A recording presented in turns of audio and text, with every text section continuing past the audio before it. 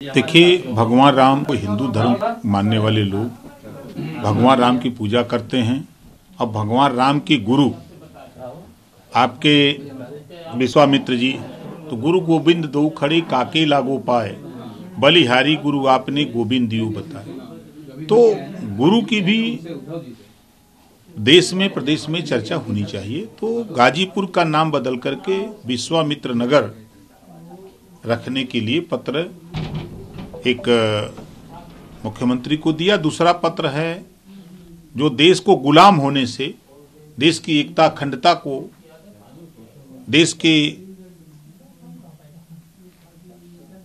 एकता अखंडता को कायम रखने के लिए जिन्होंने विदेशी आक्रमणकारी को नेस्तनाबूद कर दिया, नानपारा मैदान बहराइच आज भी है, ऐसे राजा का देश के इतिहासकारों ने नाम नहीं लिखा। तो हमारा मुख्यमंत्री को पत्र लिखा हूं कि बहराइच का नाम बदल करके राजभर महाराजा सुहेलदेव नगर उसको रखा जाए। सर, जब आप बीजेपी में थे तब आपको पत्र अभी देख 2017 से लेके मैं इस पत्र को लिख रहा हूं, आज 2023 है। 2017 से हम कम से कम 4 पत्र लिख चुके इसको। सर, अभी 2024 को लेकर सर क्या तैयारियां हैं? क्या आप बीजेपी की तरीके से? देखिए, हम जो आदि आबादी महिलाओं की है, हम महिलाओं को लेकर के मंडलवार महिला हक अधिकार महारैली का कार्यक्रम कर रहे हैं, जिसमें हमको बड़े पैमाने पर सफलता मिल रही है। वो अपने हक के लिए तैयार हैं, पार्टी के झंडा बैनर के साथ खड़े होकर के अपनी लड़ाई लड़ने के लिए तैयार हैं और पार्टी के साथ चलने के लिए तैयार हैं। और जो वंचित समाज है उनके बीच में हमने जाकर के 1 महीना सावधान रथ यात्रा के माध्यम से उनके भी बीच में जाके देखा कि बड़े पैमाने पर लोगों का स्नेह प्यार मिला। अभी हम अपने पार्टी के संगठन को मजबूत कर रहे हैं, ताकत दे रहे हैं। अभी जैसे एक मामला गरमाया हुआ है, 11 मार्च 2022 को हाई कोर्ट ने आदेश दिया कि भर राजभर जाति को अनुसूचित जनजाति में 2 महीने में उत्तर प्रदेश सरकार शामिल करे। लेकिन धीरे धीरे साल भर होने जा रहा है, अभी तक सरकार उस पर कोई पहल नहीं की।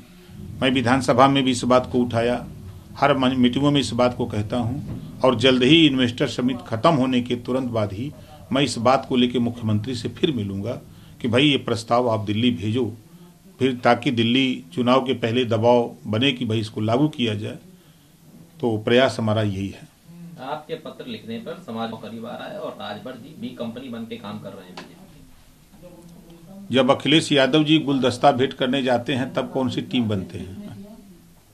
तब तो ये तो नहीं बताएंगे लोग। समाजवादी पार्टी के लोगों को ये बताना चाहिए कि जब अखिलेश यादव जी गुलदस्ता लेके चुपके चले जाते हैं और योगी जी से मिल के चले आते हैं, तब कौन सी टीम बन के जाते हैं? हम तो ओपन रहते हैं, जो कहना है मुख पे कहते हैं। और समाजवादी पार्टी को दर्द अगर है तो सरकार में थे तो प्रमोशन में आरक्षण क्यों खत्म किया? लाखों लोग नौकरी चली गई। 4 सितंबर 2013 को हाई कोर्ट ने आदेश दिया कि सभी 27% आरक्षण का लाभ 12 जातियां उठा रही हैं, इसको बांट करके सबको दिया जाए। तब नहीं दिखाई दिया। तब तो समाजवादी पार्टी को खाली एक जाति दिखाई दे रही थी। उनके साथ जुल्हा दुनिया सारी साईं दर्जी फकीर थे, वो भी नहीं दिखाई दे रहे थे, जो उनकी सरकार बनाने में 1 नंबर का योगदान रहता है। लखनऊ का भी नाम बदलकर जिन साथी ने मांग किया है उन्होंने, उनके विचार उनकी सोच सही है, वो भी मांग कर रहे, अच्छी बात है। तो सबकी बात हो रही है, स्वामी प्रसाद मौर्य की बात होगी। स्वामी प्रसाद मौर्य भी लगातार आप पर सवाल भी खड़े किए हैं। कल उन्होंने ये कहा है कि 2 दिन की राजनीति हुई है, आपकी 40 साल उन्होंने गुजारे हैं। 40 साल में सत्ता के लोलुप्त रहे, 4 बार बहुजन समाज पार्टी में मंत्री थे, तब ये चौपाई, ये दोहा, महिलाओं का अपमान, पिछड़ों का अपमान, दलितों का अपमान नहीं दिखाई दिया। जब बहुजन समाज पार्टी की सत्ता जाते देखा तो जिस रामायण की, जिस रामचरितमानस की बात करते हैं आज, जिस राम की बात करते हैं, उसी में रामम शरणम गच्छामि, राम की शरण में चले गए। और अगर मर्द थे तो जब गए तो प्रधानमंत्री से जाके कहते, गृह मंत्री से जाके कहते, मुख्यमंत्री से कहते कि हम आपकी पार्टी से तब चुनाव लड़ेंगे, हम आपकी पार्टी से अपनी बेटी को सांसद का चुनाव तब लड़ाएंगे जब इस चौपाई से महिलाओं का अपमान हो रहा है, इस चौपाई से पिछड़े दलित का अपमान हो रहा है, इसको हटाओ, तब हम लड़ूंगा, तब मैं मानता कि मर्दई थी आपकी। लेकिन आप 5 साल बेटी को सांसद बना लिया, अपने मंत्री बन गए, मलाई काटे, राम राम जपना, पिछड़ों का हक लुटवाना, तब तो यही करते रहे। आज बुरा लग रहा है। 40 साल में आपने किया क्या? किस नाई, गोंड, पाल, प्रजापति, कुम्हार, धोबी, धरिकार, पासी, आरा, कर, बंसी, बंजारा, बहेलिया, खंगार, राजभर, चौहान को आपने कब उनको ऊपर उठाने की बात किया? कभी हिम्मत पड़ी? ये सत्ता के लोलुप तो लोग हैं। जब सत्ता बीजेपी की सोचा कि चली जाएगी तो सपा में चले गए, वहां सरकार नहीं बनी।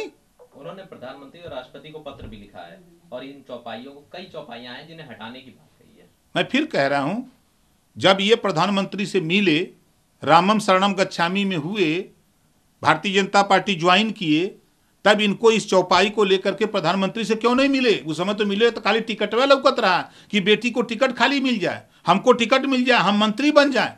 तब उस समय पिछड़े दलित का अपमान नहीं दिखाई दिया, तब महिलाओं का अपमान नहीं दिखाई दिया। तब इस बात को उन्होंने वहां क्यों नहीं कहा? इस बात को उनको कहना चाहिए था।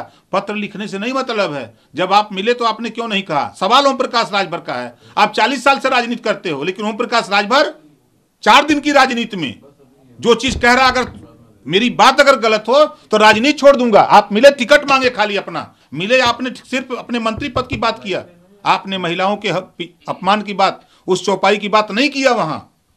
आज पत्र लिख रहे हैं। सत्ता से बेदखल हुए लोग, घबराए हुए लोग हैं कि कैसे सत्ता मिलेगी। सर, अंतिम सवाल, स्वागत है।